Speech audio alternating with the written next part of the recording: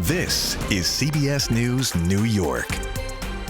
Now on CBS News New York, cars abandoned, rescues underway. New Jersey under a state of emergency as floodwaters swallow streets. Plus, a house explosion rocks a neighborhood that was already underwater. We are there live gathering details. Good morning on this Tuesday, July 15th. I'm Chris Raggi. And I'm Mary Calvi. Welcome to CBS News New York. The worst of the flash flooding is in New Jersey, where Governor Phil Murphy declared a state of emergency. This is what it looked like in Plainfield in Union County.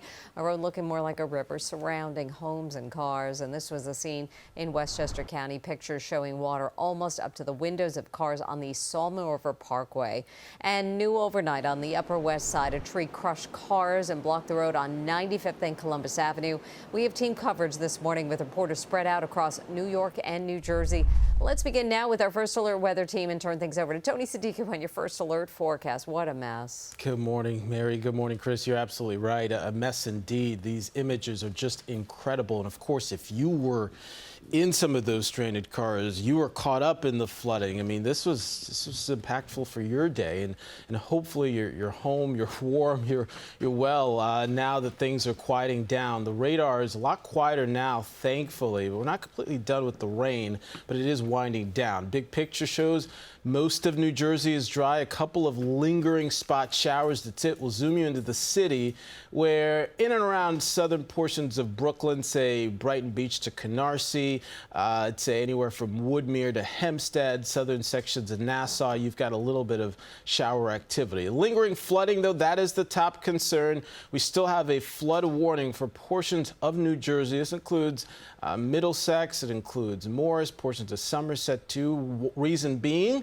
we still have areas of standing water. We still have roads that are flooded. I know Guy Stanier is definitely busy this morning. And we still have rivers that are impacted as well. What we're going to do is we're going to time out the lingering shower activity and just show you how much rain we've seen. Incredible numbers, Chris, coming in. All right. Thank you very much, Tony. Let's get a check of your First Alert traffic. Like you mentioned, Guy is very busy this morning. What do you got? That's right, Chris. We're going to start in Westchester. We're going to go through the closures here. The Sawmill closed in both directions throughout Elmsford, Irvington, and Hawthorne. The Bronx River Parkway is closed northbound in Yonkers and southbound in Valhalla.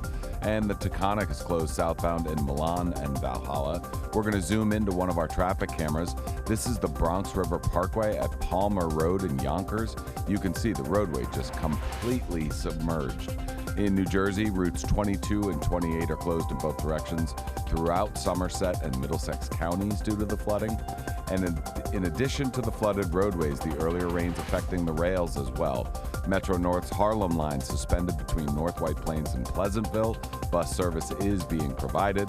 And New Jersey Transit's North Jersey coastline suspended due to a downed tree near Hazlitt. Buses will cross honor tickets. Alternate side parking is in effect today citywide. Chris and Mary, back to you. Okay, Guy, thank you. Some frightening moments in the middle of all that flooding in New Jersey. Crews are on the scene of a house explosion in North Plainfield. Christina Van is there live. And Christina, we saw first responders wading through the water there. That's right, Mary and Chris. It was an absolutely chaotic night across our viewing area, especially in parts of New Jersey where firefighters had their hands full with road closures and trying to save people from stranded vehicles. In the midst of all that, they received a call last night about a home explosion on Parkview Avenue. And you can see that home blown to bits and pieces behind us. The front of the home blown off, exposing the staircase to the second floor. You can also see the roof on the front lawn.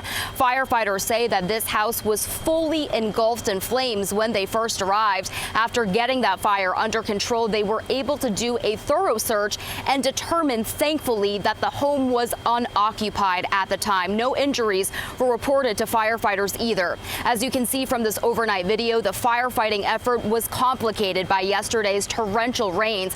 First responders had to wade through ankle-deep water as they dragged their hose lines across the street.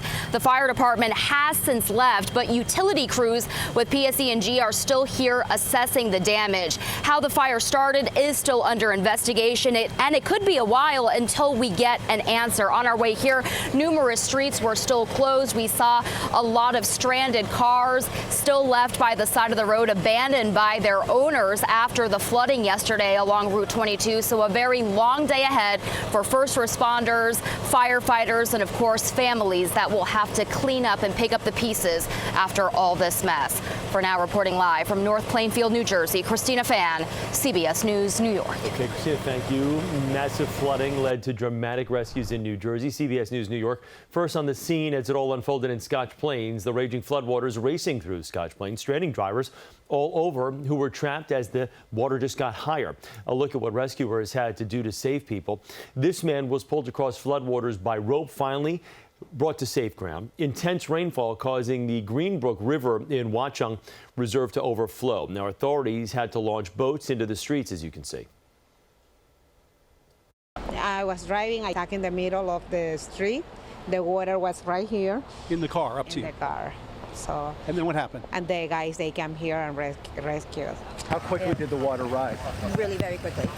Maybe within like 15, 20 minutes. It went from maybe just a little stream of water and then it just started flooding over. Like a river? Yeah, it was really bad. How scary was that? Pretty scary. Last night, rafts made their way through the streets in Scotch Plains, scooping up people who had no other way out and bringing them to safety. Others were rescued using a front loader. Incredible pictures there. We continue our team coverage now with Elijah Westbrook. He's out with Mobile 2 checking out the flooding along the Sawmill River Parkway in Yonkers. Elijah. And that's right. Good morning to you, Mary and Chris. So as you mentioned, we just got outside of Mobile 2, and I want to give you a perspective of what we're seeing out this way. This is the Sawmill River Parkway right near Executive Boulevard, and look at all of this water we're seeing at this time. I mean, for obvious reasons, the highway is shut down because of this. I mean, as far as the eye can see, I have my flashlight here just to give you a better perspective of what we're seeing. At last check, I mean, the water has to be close to about a foot deep. We were seeing some cars trying to make their way here. Not a smart idea. I mean, this is the reason why we have police cars out here redirecting traffic, of course, for safety reasons. And you want to listen and abide by what they're telling you, because it really can be a dangerous situation to navigate. If we have this queued up, we have another perspective from Mobile 2 that will give you a perspective of just how deep the water is. You can probably make out the signs that are in the distance, which will give you a good understanding of what we're seeing out this way. Now, I also want to show you some pictures that I took about a half a mile away. This was right by the Odell Avenue overpass at around 3:30 this morning, and it gives you a perspective of how deep that water is and how far it actually extends. Again, that was on the Odell Avenue overpass. In fact, let's actually move up a few miles north to Elmsford and show you conditions from last night. If we have all of this queued up, emergency crews at one point had to rescue a driver who was stuck in the flooding. You could see them helping the person out of their car, walking through knee-deep water. Now, a different vantage point from the Metro North tracks in Hawthorne. Look at that, where a commuter captured cars stuck on the parkway. It's among many roads closed in Westchester County this morning. And as we were driving in Mobile 2 on the Sawmill River Road, we came across Lamont Street, taken over by floodwaters. You can see debris floating and cars parked behind Napa Auto Parts. So just an absolute mess out this way. Feel free to take us back out here live again to orient you. This is Executive Boulevard right along the Sawmill River Parkway. It's going to be shut down for quite some time. I mean, the goal, of course, is to have all of this reopened in time for the morning rush if crews can get this water to come down some. But of course, we will keep you posted on the very latest. And that is the latest at this time from Yonkers. I'm Elijah Westbrook.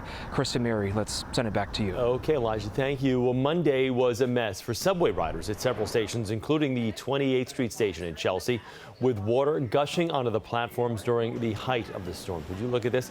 Flooding led to delays with the A, B, C, D, R, and F lines all impacted. There was also flooding at 34th Street, Penn Station, one of the busiest stops in the city. Water pooling on the platforms there as riders carefully maneuvered through it. Don't know what is going on, the drainage. I mean, look at this.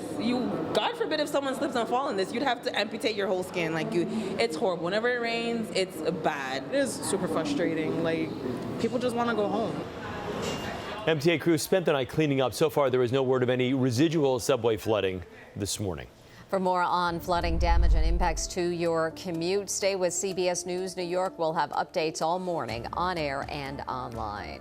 Now to the race for mayor, and Andrew Cuomo does make it official. He is continuing his bid for mayor in a crowded field of independents. Other candidates are reacting to his decision. Political reporter Marsha Kramer has the details. New Yorkers are not that dumb. I keep telling people New Yorkers have 5 fingers. They love the middle one the most. Mayor Adams turning thumbs down on a proposal to have all the independents running for mayor, Cuomo, Jim Walden, and himself, agree to step aside in favor of the person who is the highest in the polls in mid-September. The goal to give that person the best shot at taking on Democratic primary winners Ron Mamdani. The fight to save our city isn't over. This is the former governor took to social media to make it official. He's running on the Fight and Deliver party. Sources telling CBS News New York he'll run a different kind of campaign this time, and a social media post shows it. Gone are the suits, the ties, and the Rose Garden strategy that helped him keep his distance from average New Yorkers. Only 13% of New Yorkers voted in the June primary. The general election is in November, and I am in it to win it. My opponent, Mr. Mamdani, offers slick slogans, but no real solutions. The former governor also seemed to adopt the affordability arguments that helped fuel Mamdani's historic come-from-behind victory. We need a city with lower rent, safer streets, where buying your first home is once again possible, where childcare won't bankrupt you. That's the New York City we know. That's the one that is still possible. You deserve a mayor with the experience and ideas to make it happen again, and the guts to take on anyone who stands in the way. But Mamdani, who picked up another labor endorsement from the American Federation of Musicians, said his primary victory showed New Yorkers were hungry for a different kind of politics. I understand that it is difficult for the former governor to come to terms with that, because it is a repudiation of the politics that he has practiced, that he has known for so many years. Mayor Adams says Cuomo had his shot in the primary. Andrew is a double-digit loser in the primary. He spent $25 million to get his message out. New Yorkers heard it. He did not sell it. That was Marsha Kramer reporting. In a statement to supporters, Cuomo said he thinks Mamdani poses a serious threat to the future of the city and intends to give it his all to stop him. 4:42 right now. Coming up, severe flooding, still a major issue across our area, and it could get worse. Tony Sadiku has your first alert on more rain for this week.